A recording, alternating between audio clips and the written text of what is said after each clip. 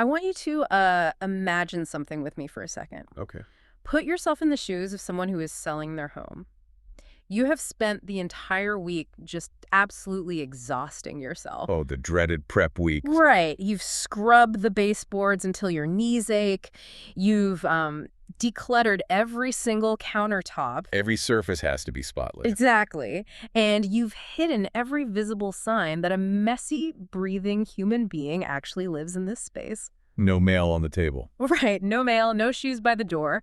You've even gone out to the street and tied those shiny, optimistic little balloons to the open house sign on the corner. The universal sign for, please come look at my house. Yes. So finally, you pack up your family, maybe you grab the dog, and you leave your own sanctuary for the entire afternoon. Just hoping for a crowd.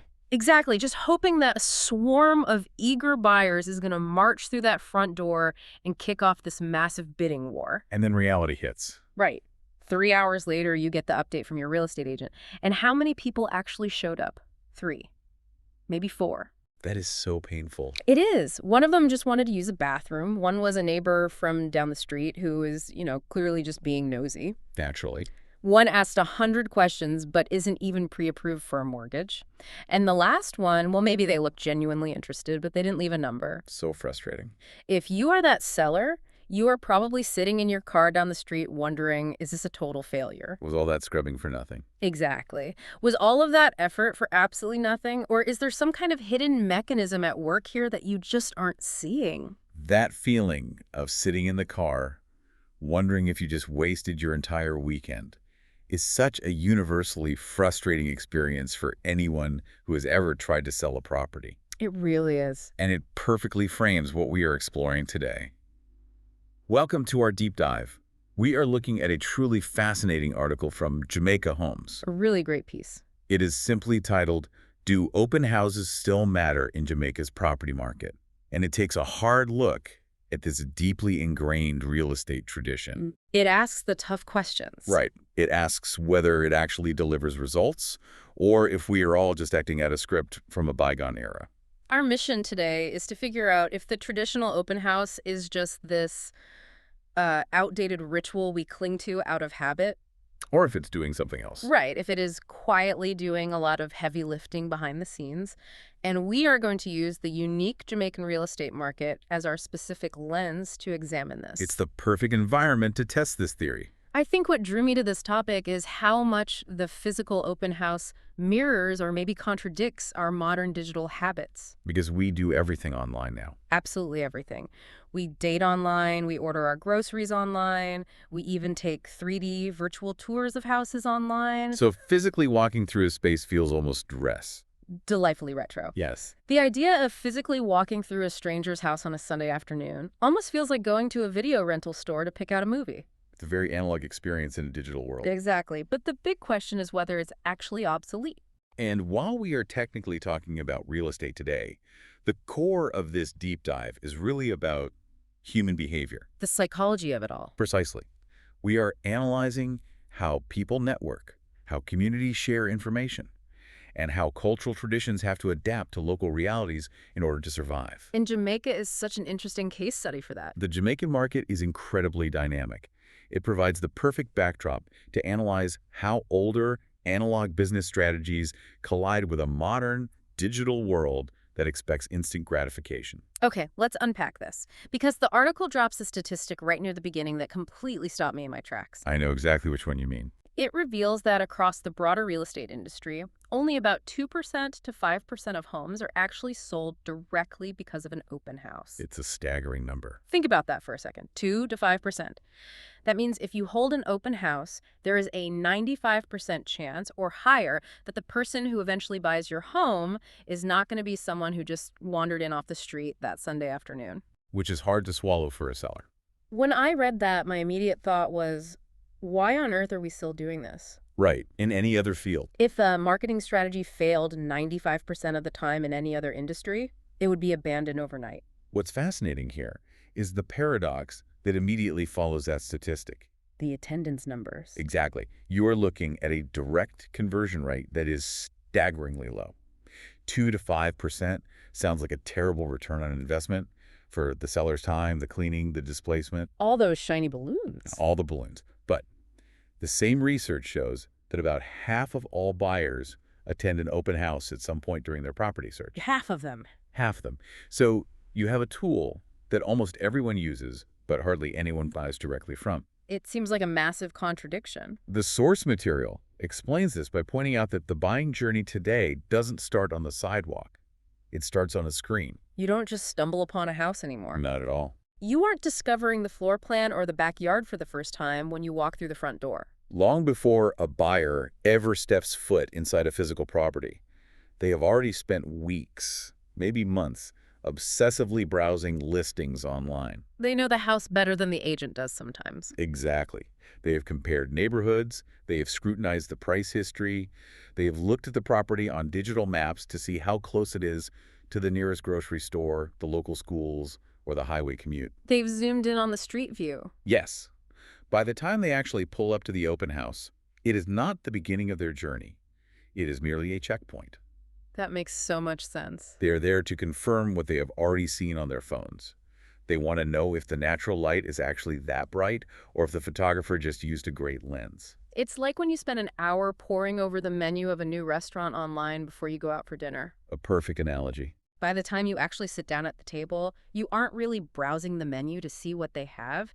You are just there to confirm that the food smells as good as the pictures looked, and maybe to see the portion sizes in person. You're just validating the data you already collected. But this brings us to an incredibly important point about context that the article highlights.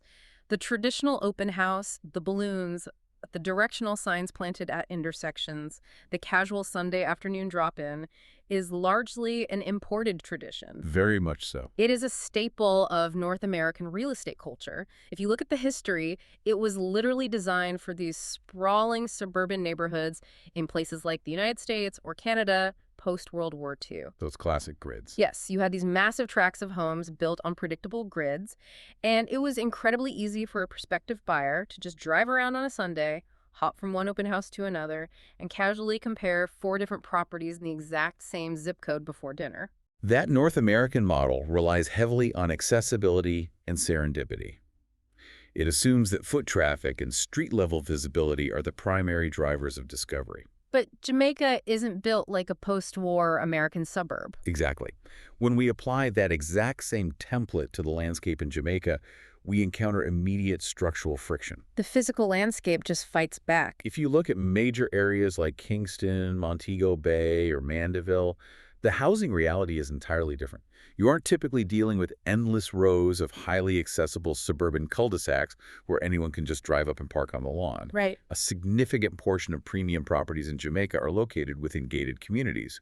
Or they're situated on winding hillside roads that require strict security appointments just to get past a front entrance. You can't just wander in. Then you have rural areas where casual walk-in foot traffic simply doesn't exist. The topographical and infrastructural realities mean the Sunday open house with a balloon just does not naturally translate. It encounters immediate physical and logistical barriers. You can't just slap a sign on a busy road and expect it to pull people into a gated compound in Kingston where the security guard needs a list of names before raising the boom gate. It just doesn't work. The strategy has to evolve. You have to adapt the tradition to the reality of the market.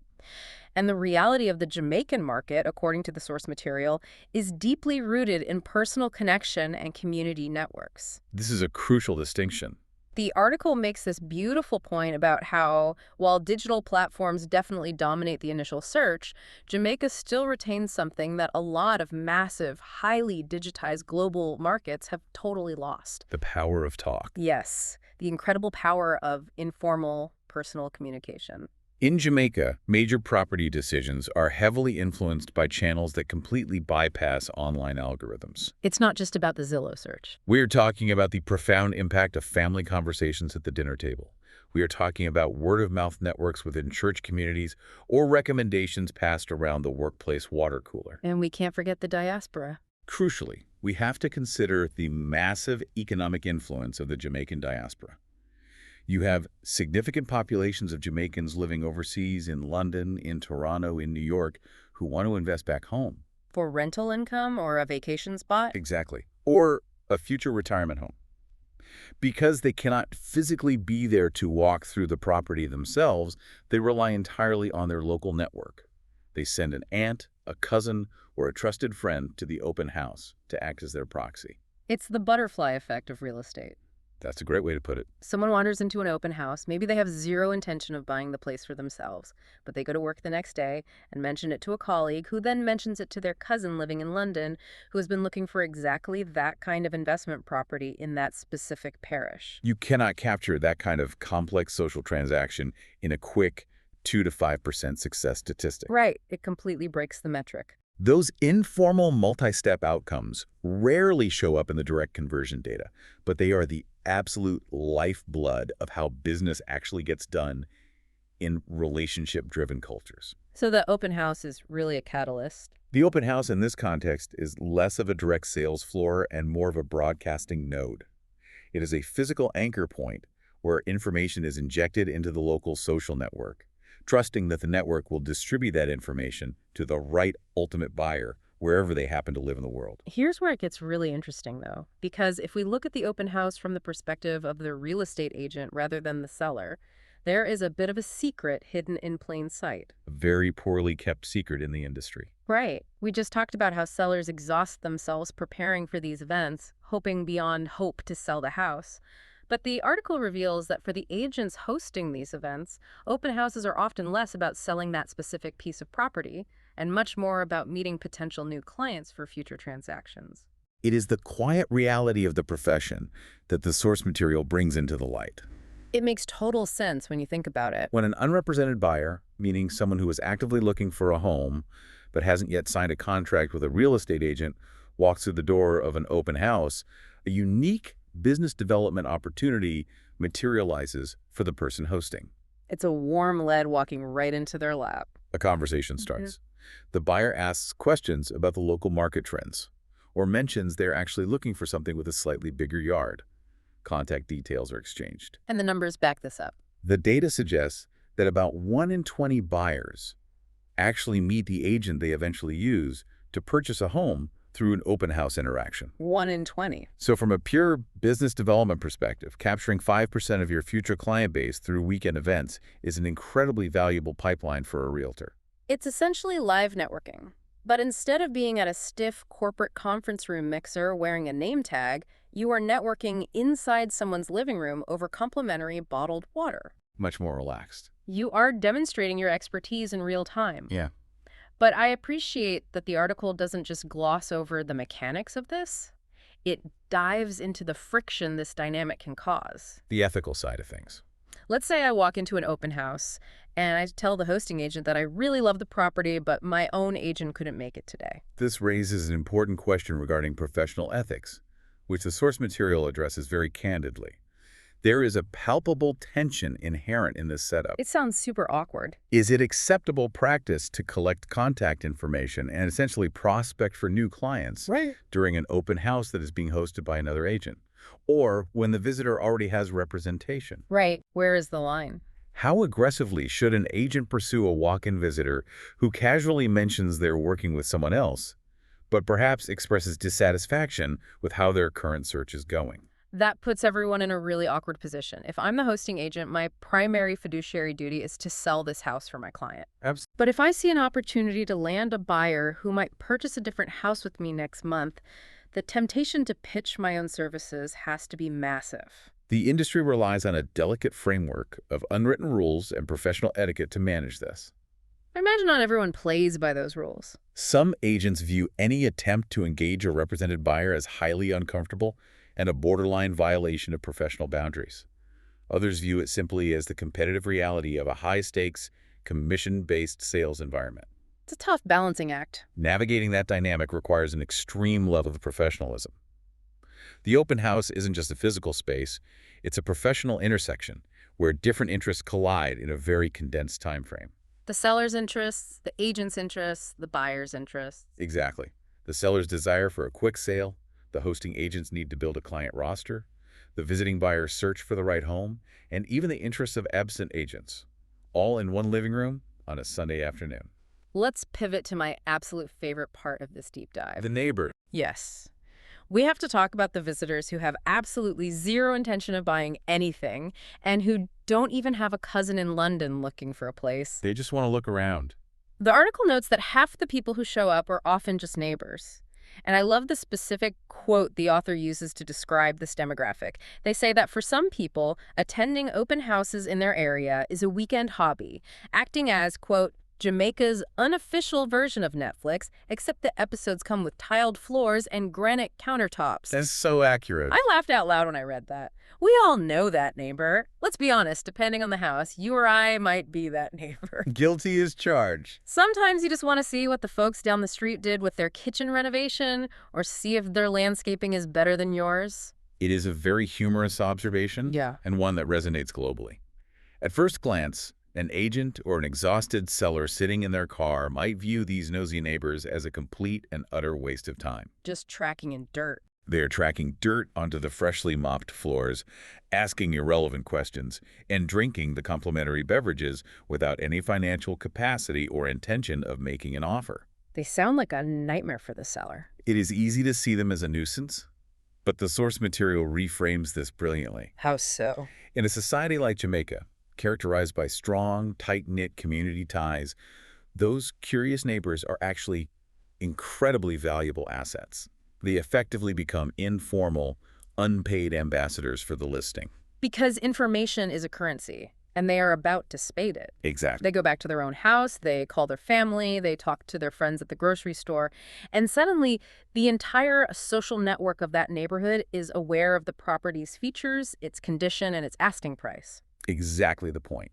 In a tight-knit community, word travels faster and with more credibility than a sponsored social media post. Word of mouth is undefeated. One neighbor's idle curiosity on a Sunday afternoon, sparked just to see the granite countertops, can directly translate into a serious inquiry from an overseas relative or a colleague by Tuesday morning. That's wild. The neighbor validates the property to their network. They can say, I saw it myself, the roof looks new, and the street is quiet. That kind of grassroots endorsement is impossible to buy. So, in a way, you shouldn't be annoyed by the small crowd of neighbors, which brings up another great paradox from the piece. A crowd size. Right. We naturally assume that a successful open house is one that looks like a blockbuster movie premiere. A line out the door, a chaotic, buzzing energy, people bumping into each other in the hallways. That's the dream scenario for television. But the article argues that the most productive open houses are actually the quiet ones. The ones with the small, sparse crowds. It seems deeply counterintuitive, especially when the visual of a packed house feels like a massive validation of the property's worth. Right, if it's busy, it must be desirable. But it aligns perfectly with what we discussed about relationship building and complex social transactions. If a home is packed with 30 people at once, the real estate agent is no longer selling. They are merely doing crowd control. Just making sure nobody steals the silver? They are directing traffic, making sure nobody breaks anything, and answering the same superficial questions over and over. Where's the bathroom? What's the square footage? Exactly. But if only 4 people show up over the course of 3 entire hours, the dynamic completely shifts. The agent has the time to actually engage with each individual. Quality time. They can have a deep, meaningful conversation. They can answer complex questions about the property's history, explain the specific zoning dynamics of the neighborhood, or discuss potential renovation ideas and contractors. They can actually do their job. A chaotic open house might feel thrilling and stroke the seller's ego, but it is the quiet, intimate open houses that allow for the genuine connection required to facilitate a major life decision, like buying real estate. Quality over quantity. You can't build trust while you're shouting over 20 other people in a crowded living room. Definitely not. But there is another, much more serious reason why small, manageable crowds are heavily preferred. And that brings us to security. A very critical point. This is a very real, practical consideration, especially in the Jamaican context, but really anywhere in the world today. You are essentially advertising your home address to the general public, unlocking your front door, and inviting total strangers to walk through your private sanctuary. The article stresses this point with great care, ensuring it is viewed not as paranoia, but as a baseline of professional responsibility. You just don't know who is walking in. When strangers enter a home during an open house, they are not always just looking at the crown molding. Some may be noting the layout of the property, identifying blind spots in the security system, checking the locks on the windows, or observing the presence of high-value items. Casing the joint, essentially. Therefore, responsible agents operating in Jamaica must adhere to strict precautions. Like never hosting an open house alone. If I'm an agent showing a sprawling property with multiple floors and an extensive backyard, I cannot possibly monitor who is doing what in the primary bedroom while I'm in the kitchen talking to a potential buyer. The protocol requires comprehensive management. It involves maintaining meticulous sign-in records, sometimes requiring identification, so there's a documented trail of exactly who was on the property and at what time. Which is just smart. It involves advising the seller to ensure all jewelry, small electronics, prescription medications, and sensitive financial documents are secured in a safe or removed from the premises entirely before the doors open. Pack it all up and take it with you in the car. It is about maintaining a constant, vigilant awareness of movement through the different rooms.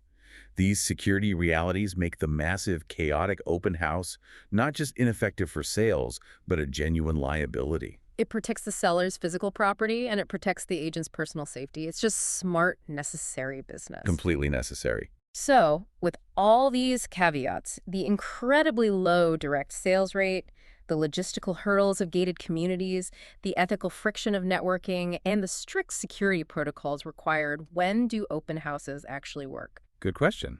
When is it unequivocally the right move for a seller to pack up the dog and leave for the afternoon?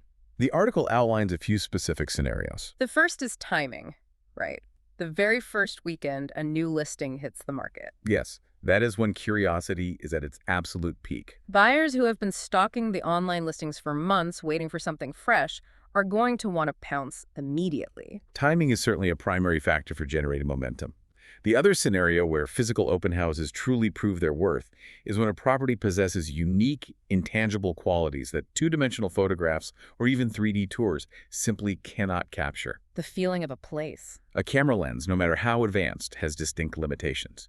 It cannot convey the sweeping, emotional grandeur of a panoramic sea view from a Montego Bay balcony when the sun hits the water. You have to be standing there. It cannot articulate the precise, calming acoustics of a living room with vaulted ceilings, or the way the afternoon breeze flows naturally through the primary suite. Or just how the kitchen feels. Or, perhaps most importantly, the simple, unspoken feeling of a well-designed kitchen. There are certain spaces that must be experienced physically with all five senses to be fully understood and appreciated by a buyer. You can't photograph a vibe. You can't put a filter on the smell of the ocean or the quietness of a dead-end street. It's impossible to digitize. And that perfectly transitions into the broader shift we are seeing in the market. Because while those physical elements are crucial, the digital tools are getting unbelievably good. They really are. We are talking about high-definition virtual reality walkthroughs where you can measure the walls, sweeping drone footage that shows the entire neighborhood layout from the sky, and hyper-targeted social media campaigns that can put a property in front of a specific demographic of buyers in London or Toronto in an instant. The evolution of real estate marketing is moving at a rapid pace, and the physical open house has undeniably been demoted from its historical status. It's not the main event anymore. It is no longer the undisputed centerpiece of a marketing strategy. Instead, it has become one tool among many in a diversified, omni-channel approach.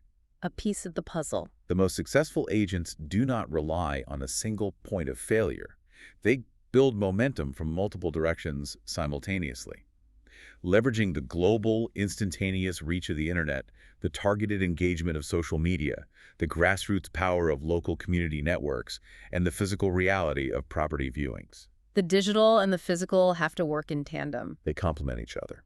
I want to share a quote from Dean Jones, the founder of Jamaica Homes, that the article includes because I think it captures this exact sentiment beautifully. It's a fantastic quote. He says, "The internet can show a house, but only a visit can show a life. When someone walks into a space and says, 'I can see my family here,' the property has already begun to sell itself." That cuts right to the heart of it. That gave me chills. It is so true. The internet handles the data, but the visit handles the emotion. It is a profound distinction that cuts to the core of consumer behavior. The digital realm provides the specifications. The square footage, the number of bedrooms, the recent property taxes, the age of the roof. For facts. But humans ultimately do not buy homes based purely on specifications. They buy based on a projection of their future life. They are buying the dream. They buy the imagination of Sunday mornings cooking in that kitchen, or the vision of watching their children play safely in that specific yard.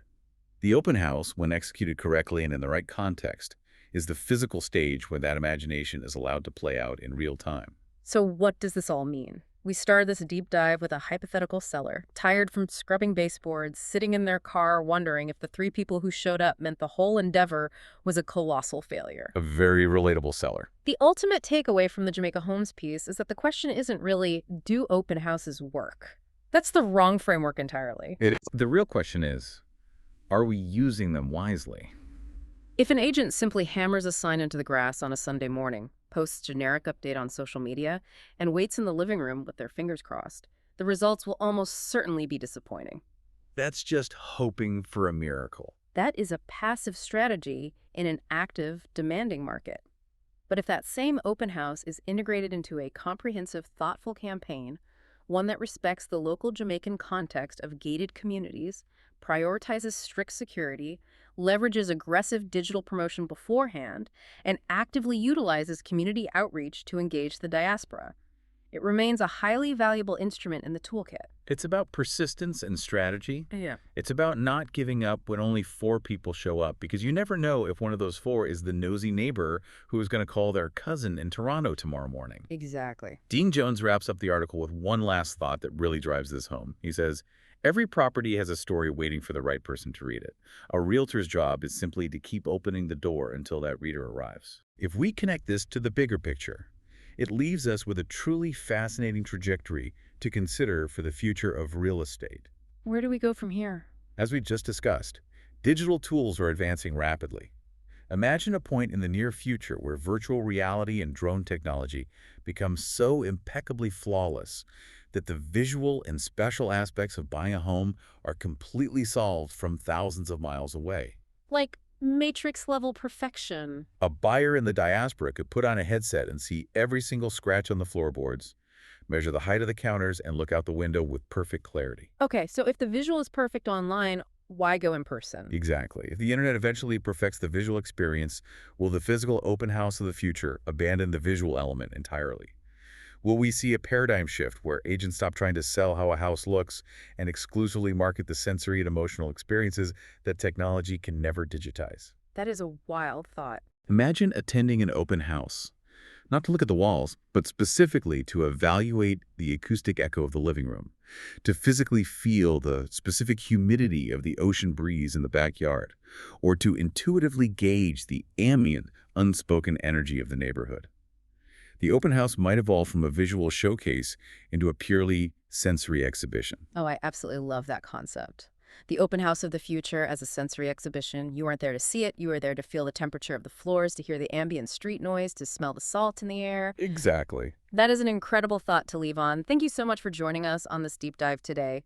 We explored the statistical paradoxes, the cultural nuances of the Jamaican market, the hidden networking secrets of real estate agents, the value of nosy neighbors, and the enduring power of physically stepping inside a space. To you listening, keep asking questions about the world around you and keep looking for the hidden stories behind our everyday traditions. We'll catch you next time.